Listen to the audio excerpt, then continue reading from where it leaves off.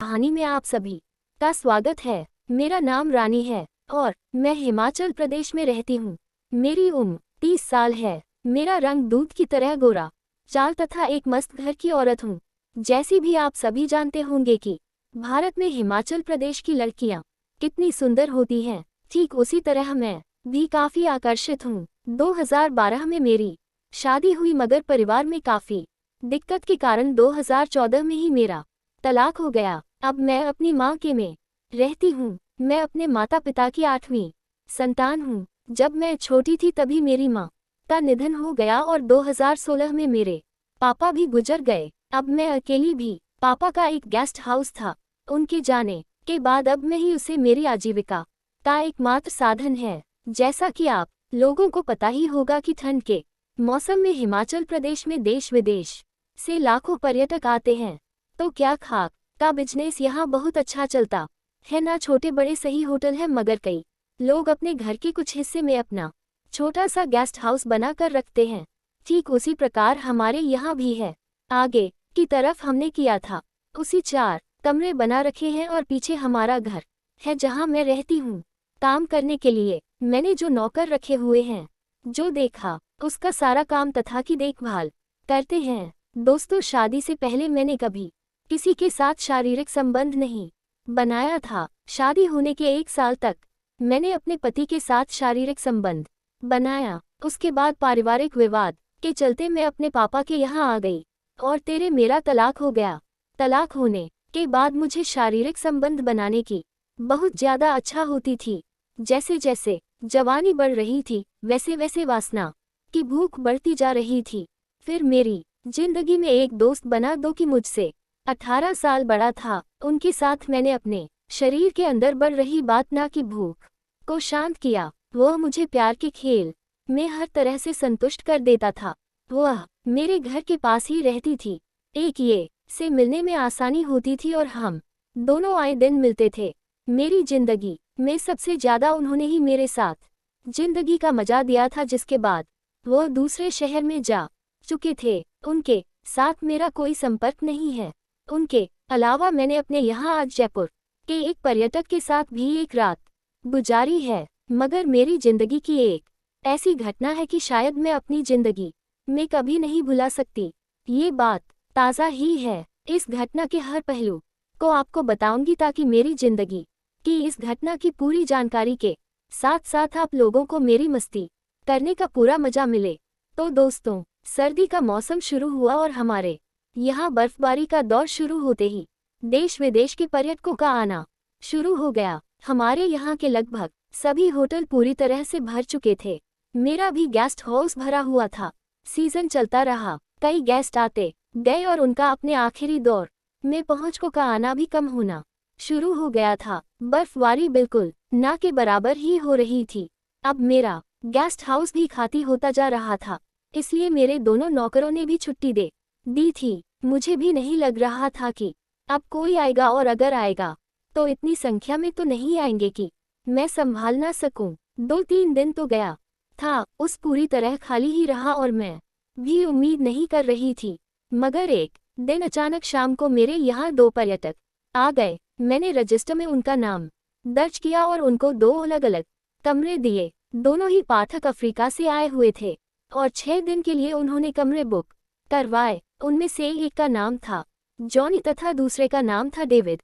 उन दोनों की ही उम्र लगभग 40 से 45 के बीच थी। मैं उनको कमरे देने के बाद उनके खाने पीने के इंतजाम में लग गई। 2 लोगों के लिए खाना बनाना मेरे लिए कोई खास काम नहीं था कि मैंने अपने नौकरों को कोई सूचना नहीं दी। जल्दी अंधेरा छा गया और 7 बजे मैं उन दोनों खाने का ऑर्डर लेने गई। उस वक्त दोनों एक ही कमरे में बैठे थे और बैठकर आपस में बातें कर रहे थे। उन्होंने अपने पास एक दूरस्थ किताब रखी हुई थी जिसमें पूरी घूमने की जगह के बारे में बताया गया था। वह दोनों उसी को देख रहे थे। मैंने उनके बताए भी ऑर्डर को लिखा हुआ जाने लगी। अभी जॉनी ने मुझे बुलाया और खाने से पहले वाइन की बोतल मंगवाए। उसके बाद मैं वहां से आ गई। कुछ देर में ही मैं एक बोतल बांध के साथ साथ कुछ खाने का सामान लेकर कमरे में गई। अभी जॉनी ने मुझसे लोकल जगह के बारे में कुछ जानकारी मांगी है। कुछ समय उनके साथ बैठकर उन दोनों को जगह के बारे में समझाती रही और फिर वापस आ गई। करीब 10 घंटे बाद में उन दोनों का खाना देकर उनके कमरे में गई।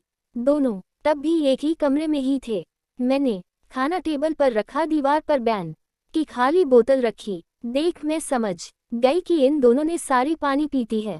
दोनों ने ही स्पोर्ट्स वाले हाउलवर और बनियान पहन रखी थी। दोनों के ही शरीर काफी मसल्स बहाने थे। वह दोनों काफी हद टेकन थे। मैं बिना कुछ कहे कि वहां से आधे घंटे बाद में जाकर खाली बर्तन लेकर आई और अपना काम निपटाने के बाद यह आपकी ऑफिस में बैठकर टीवी देखने लगी। रात के 11 बजे बज रहे थे और मैं अब सोने के लिए जाने ही वाली थी कि जॉनी ऑफिस में आ गया और मेरे सामने वाली कुर्सी पर बैठ गया। उस वक्त भी उन्हीं कपड़ों में था। वह नशे में था मगर काफी अच्छी सी मुझसे बात कर रहा था। बात करते हुए मेरी नज़र अचानक से उसके लोहा की तरह बताए जो पेंट नहीं पहना था। मैं आपसे कुछ कह नहीं पा रही थी और मेरी नज़र बार बार वही जा रही थी। एक अकेली लड़की के लिए ये काफी उत्तेजित करने वाला पल था। बात करते हुए आप उसे भी नींद आ रही थी और करीब 12 बजे वह चला गया। मैं अभी ऑफिस बंद करके अपने कमरे में चली गई। बिस्तर पर लेटे हुए भी मुझे वह नज़ारा याद आ रहा। मैंने काफी समय से किसी के साथ संबंध नहीं बनाया था और यह सब देखकर मेरा मन व्याकुल हो गया था। इसी तरह मुझे नींद आ गई। सुबह जल्दी उठकर मैंने दोनों का नाश्ते का होटल लिया और वह दोनों नाश्ता करने के बाद पहले से बुक की हुई कार में घूमने निकल पड़े। जाते जाते उन्होंने साफ सफाई के लिए कमरे की चाबी दे गए। सुबह तक भाई कि मैं उनके कमरे में गई। मैंने पूरा कमरा अच्छे से साफ किया। वह जब मैंने बिस्तर साफ करने के लिए तकिए को हटाया तो एक किताब देखिए, उसमें से एक विदेशी लड़कियों की फोटो थी। मैं जान गई थी यह किताब इनकी ही है। वह दोनों का की रंगीन मिजाज की है। उसके बाद मैं वहां से आ गई। दिन भर अकेली मेरे दिमाग में रात वाली बात की बात आती रही। उससे पहले मैं कभी अफ्रीका के मर्द के बारे में नहीं जानती। मेरे मन में एक बात थी, अगर इनमें से किसी ने मेरे साथ गलत हरकत का मन बना दिया तो मैं क्या करूंगी, क्योंकि दोनों ही काफी जल्दी टाइप किए थे। मेरे मन में तो ये था कि अगर ऐसा हुआ तो मैं मना नहीं करूंगी, क्योंकि मुझे अपनी प्यास बुझाए काफी लंबा समय हो चुका था और मेरा मन बहुत कर रहा था। शाम को दोनों वापस आ गई और उसका मौसम भी कुछ खराब होने लगा था। मैंने दोनों को जल्दी ही खाना दे दिया और अपने ऑफिस में आकर टीवी देखने लगी। रात 9 बजे जॉनी फिर से ऑफिस में आकर बैठकर मुझसे बातें करने लगा कि मैंने नाइट गाउन पर रखा था। जॉनी मुझे वासना भरी नजरों से देख रहा था। इस बात को मैं बाहर गई थी मगर कुछ किया नहीं दे रही थी जो मुझसे इंग्लिश में बात कर रहा था, मगर मैं आपको उसका हिंदी में अनुवाद बताऊंगी।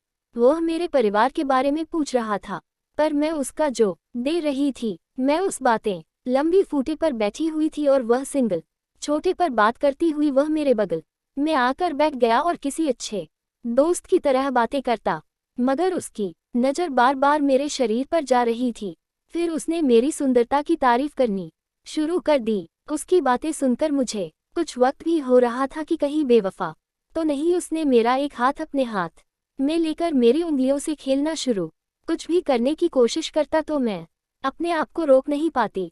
इतना तो था कि वह मुझे लाइन मार रहा था। बात आगे बढ़ती है। इससे पहले ही मौसम का आज बर्फबारी शुरू हो गई, इसलिए वह अपने कमरे में चला गया।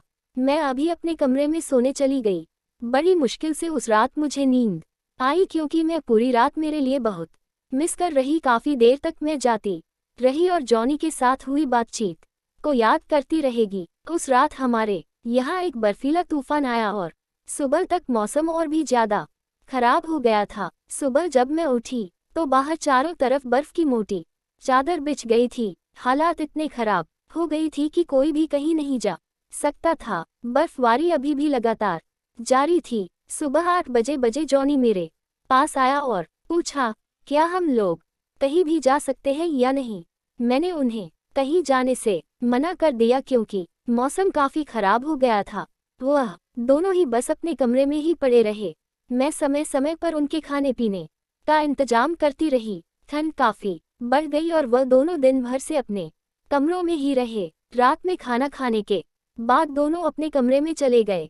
मैं रोज की तरह ऑफिस में टीवी देख रही थी। रात 9 बजे तुम अपने कमरे से मुझे फोन किया और बोला क्या आप एक बार की बोतल मेरे कमरे में जाती है। मैं एक बार की बोतल लेकर उनके कमरे में गई। वो उस वक्त अकेला ही था, शायद उसका साथी अपने कमरे में चला गया था। मैं उसी बोतल लेकर वापस आने लगा। उसने मेरे साथ बातचीत करेंगे, मुझे अच्छा लगेगा। मैं रुक गई और सामने रखे हुए लंबी सोफे पर बैठ गई। उस वक्त जॉनी ने से बचने के लिए एक लंबा का गाउन पहना हुआ था जो एक डोरी से सामने बना हुआ था, और मैंने भी ठंड से बचने के लिए नॉट गाउन के ऊपर जैकेट पहन रखी थी।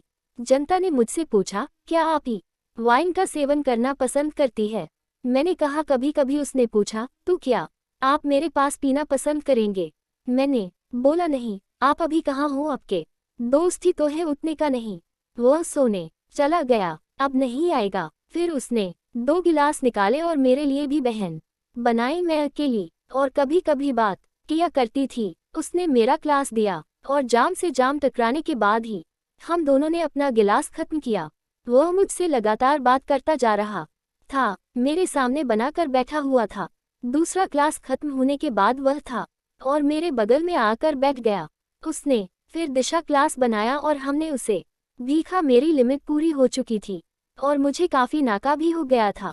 अब मना कर दिया, मगर अपने कहा कि छोड़ दिया। तुम्हें 11 के लिए तैयार हो गई। इस बार अपने मेरा क्लास अपने हाथों में दिया और मुझे अपने हाथों से चलाने लगा। जब वह मुझे बुला रहा था तो उसने अपना हाथ मेरे कंधों पर रख दिया था। मुझे कल आने के बाद भी उसने हाथ नहीं हटाया और अपना क्लास खत्म किया। जिस तरह खत्म हो चुकी थी, आप अपनी अपनाकर मेरे करीब लाकर 2 पर पटका लिया। वह मुझसे बात कर रहा था और उसका हाथ मेरे कंधों पर ही था। वह मेरी आंखों में आंखें डालकर बात कर रहा था। हम दोनों ही बानकी नहीं मैं थे। मुझे समझ आ गया था कि वह कुछ विचार में है, मगर नहीं जुटा पा रहा था कि अब की बार उसको थोड़ी हिम्मत देनी चाहिए, क्योंकि मन तो मेरा भी हो रहा था कि कुछ हो जाए। और मैंने भी उसके हाथ के ऊपर अपना हाथ रख दिया और उसके साथ साथ अपना हाथ भी चलाने लगी। इतना सारा उसके लिए काफी था और उसने मेरा हाथ थामकर मुझे हल्की सी अपनी तरफ खींच लिया। मैं उसके बिल्कुल करीब जा पहुंचे। हम दोनों के चेहरे हम एक दूसरे की आंखों में देखे जा रहे थे। अब हम दोनों ही शांत हो गए थे। मैं तो हो चुकी थी, इसको कुछ भी करने से नहीं, लोगों की जो भी होगा होने दूंगी। इसके बाद मेरा उसके साथ प्यार का खेल शुरू हो गया। मैंने किसी प्रकार का कोई जरूरत नहीं करनी। उसके हौसले बुलंद हो गए थे। उसके शरीर के आगे तो मेरा नाजुक बदन कुछ भी नहीं था। उसका वजन 80 किलो से ज्यादा रहा होगा और मेरा बल्कि 60 किलो के आसपास था। मैं उसके शरीर को देखकर पागल ही हो रही थी। हम लोग क्रिकेट खेलने की फ्रेंडशिप करने लगे। हमारे बीच जबरदस्त क्रिकेट की पारियां खेली गई और चौके छक्कों की बरसात हुई। हम लोग प्यार के समुंदर में इस प्रकार टूट गए कि बाहर आने का मन नहीं हो रहा था। इसके बाद मुझे नींद आने लगेगी तो मैं वापस आ गई।